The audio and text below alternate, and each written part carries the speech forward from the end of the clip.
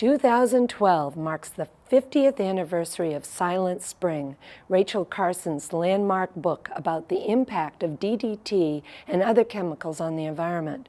Her work sparked intense reactions on all sides of the issue and remains relevant today.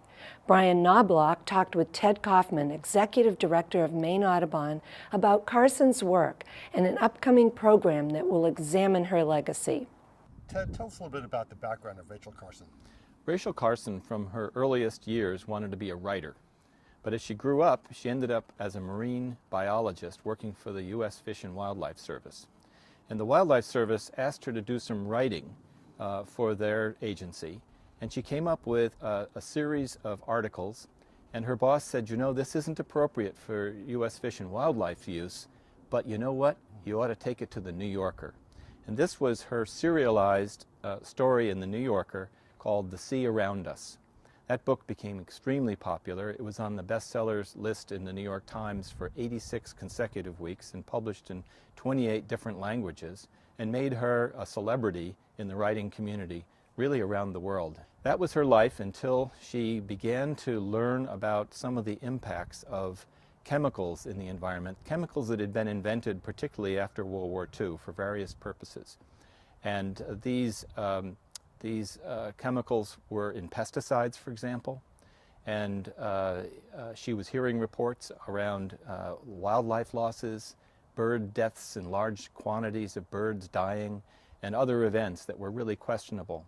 And so as a scientist, she began to look into this, and essentially she started connecting the dots from scientists and observers and nature preserves and places like Audubon, all around the world though, and began to piece this together like a puzzle. It was sort of an investigation of, well, what's going on with these particular chemicals?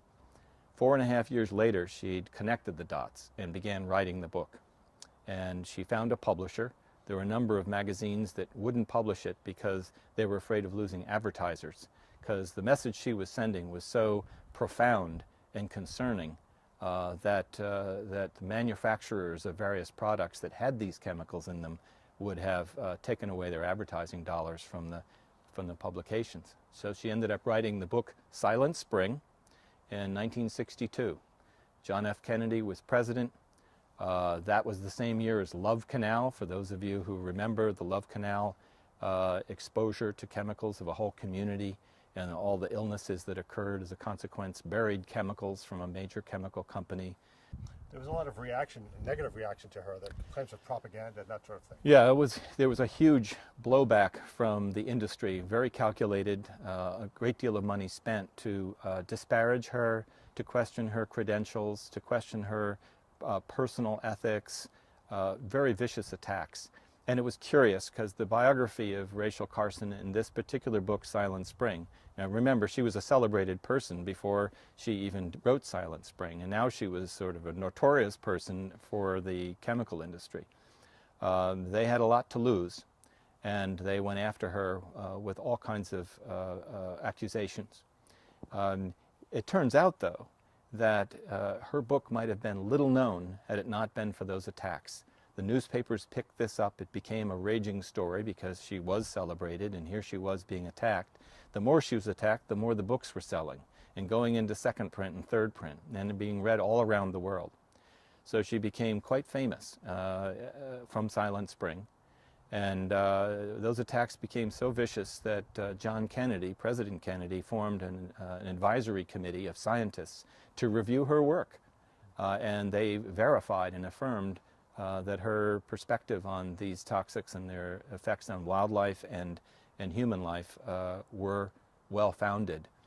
You have a program coming up at Gilson Farm next week about Rachel Carson. Tell us about that. Well, it's an opportunity for us to recognize Rachel Carson's contribution to the environmental movement over this last half century and the influence she's had. We're going to have 3 panelists, Dr. Deborah Rice, who works with the Centers for Disease Control in Maine and is very conversant with the effects of toxic chemicals on mammals and humans.